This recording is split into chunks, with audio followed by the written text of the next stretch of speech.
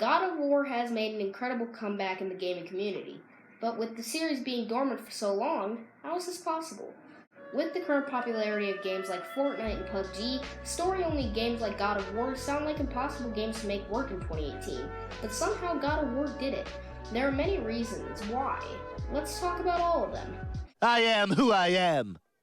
Here comes the story of the hurricane.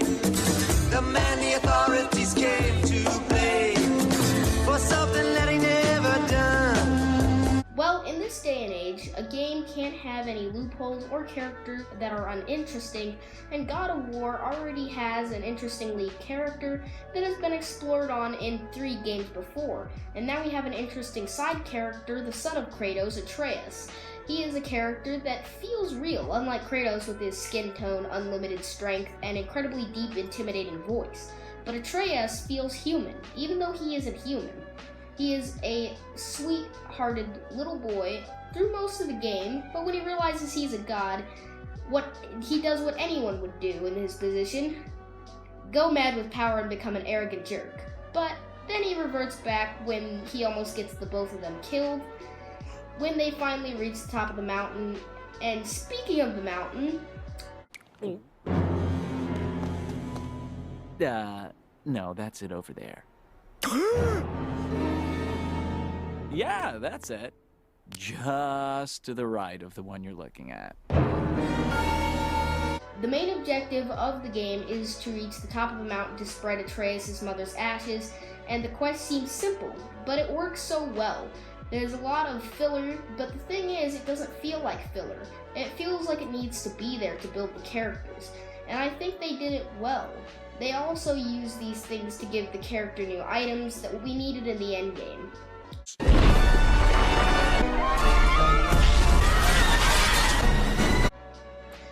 The game world, like many games that are story-based, is open world, and with that open worldliness, there's side quests, and unlike some games that have a huge open world with nothing or nothing interesting to do, God of War has interesting characters, bosses, and items that can be gained from the side quests. The quests feel like a part of the main story, but it is better to play these side quests to get more stories about the characters and to get better equipment to make the game's main story easier. And overall, the side quests are done well. Apparently the Greeks have a bunch of different gods. Athena is the goddess of wisdom. Poseidon is the god of the sea. And I am Kronos, the god of time. One of the main appeals of the God of War games is that it is based in Greek mythology. But one of the reasons they didn't make God of War 4 sooner is because they had killed every god in the Greek mythology. And to make another game, they had to switch mythology. And with all of the mythologies, I think they picked the best one by going with Norse mythology, because it has gods with names we all recognize like Thor and Odin, which everyone knows now thanks to Marvel. And with this change, it means there could be another 3 God of War games, as we never fought Thor or Odin, as well as this switch in mythology means other mythologies exist in this world. So there could be another 30 God of War games if they wanted to have that many. And I think because they picked another really cool mythology, it made people want to pick the game up more. I'm an imposter. That man is the real Seymour Skinner.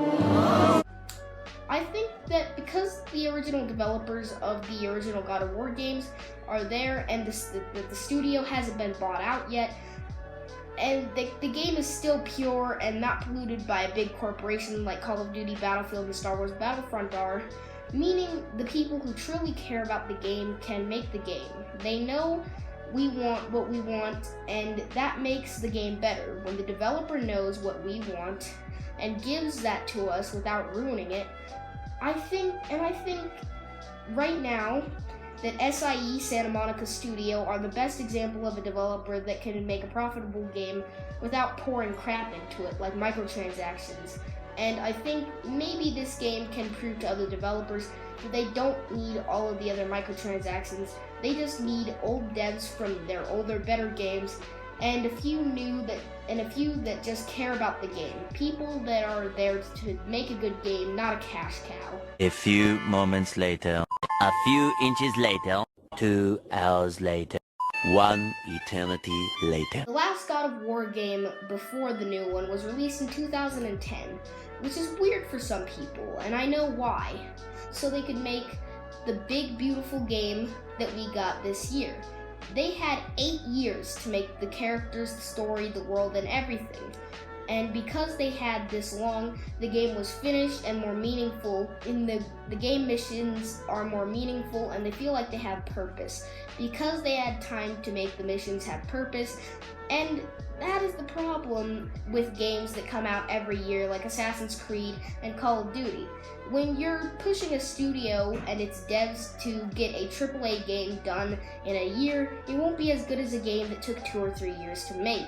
And it's also why companies like Activision are hiring all these studios with 3 devs each year, and at 3 devs, each dev has 3 years to make their game, but there will still be a game every year because while the one game comes out, the other devs have their game ready so the previous devs can start working on their next game. But this game was made by one caring developer studio that was given enough time to make a great game. And that is what we got because of the long wait. Where are we going? Where are we going? Where are we going? Oh, yes! Let's go! Oh, let's go! Let's go! Let's go, fam! With the game that hasn't released a new title in 8 years, when the fans see a new game is going to be released, they are of course hyped, and it made it even better that the game's marketing didn't mention an icon known as the Blades of Chaos, but then halfway through the game, they bring it back, which makes the fans happy. Love it. Hate it. Love it. Hate it. Brian, this feels weird. Hit the button. With this game, there wasn't just one open world. There were 9. All based off the Norse mythology and its 9 worlds, meaning there could be differing biomes, bosses, and ways to interact with the world you were in. It also gave them a reason to implement fast travel. I am out of here. In the end, God of War did many things right and proved that even in 2018, when done right, a single-player only game could work, and hopefully other devs realize this and do the things that God of War did right, so other games can do just as well as God of War.